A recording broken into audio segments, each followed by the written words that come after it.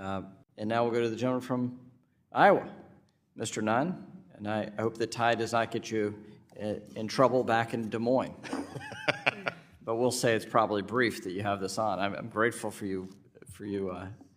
your silent tribute. Well, Speaker Pro Tem Emeritus, your tenure may have been short, but your legacy will long shine over the United States, both in your time in the dais on the floor, but equally important, your time here in financial services as a chairman. Patrick, it has been a privilege to get to serve with you, and I mean this sincerely. In your last time here as our chairman, you helped be a mentor to so many of us in this room on both sides of the aisle, and worked effectively in helping me pass my first piece of legislation, the Financial Technology Protection Act, which passed unanimously in no small part to your hard work and guidance, and also helped us with our AI Plan Act. You have led on innovation in Congress and used this committee effectively with some of the brightest minds in our country to be able to help champion this for our nation.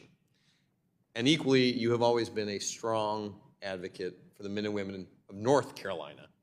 But most importantly, you've inspired all of us because you're a great dad, and you remind us what's truly important. So we salute you in your next chapter, my friend.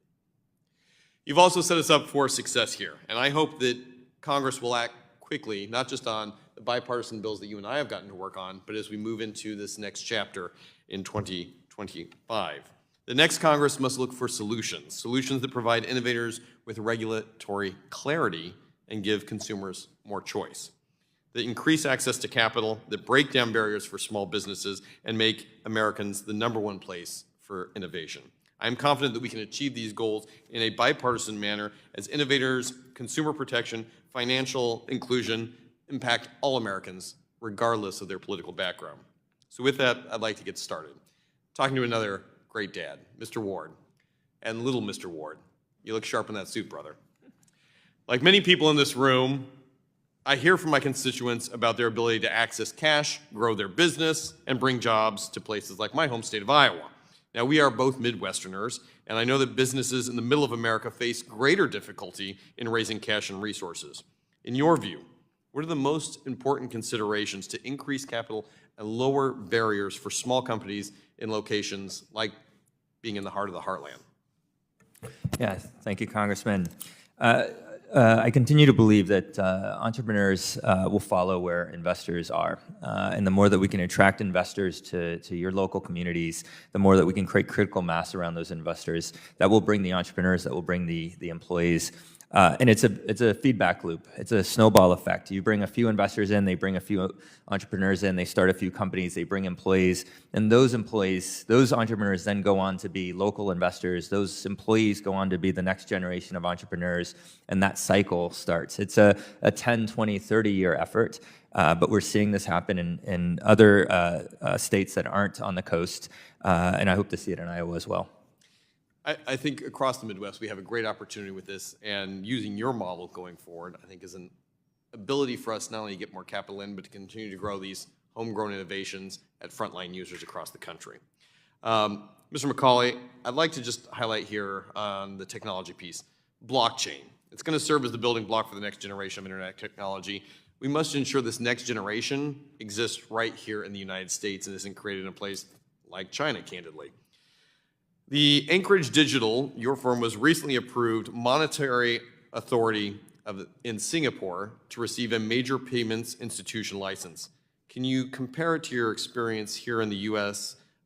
With the OCC's approval?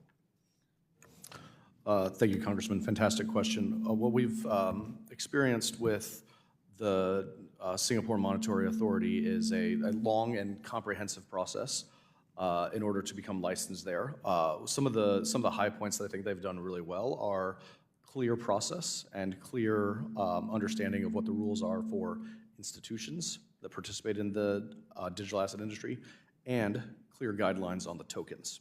They have clear delineations on what are utility tokens, what are payment tokens, what are security tokens, and clear enablement or restrictions on what you're able to do with those against the entities. And so the clarity there has been wonderful.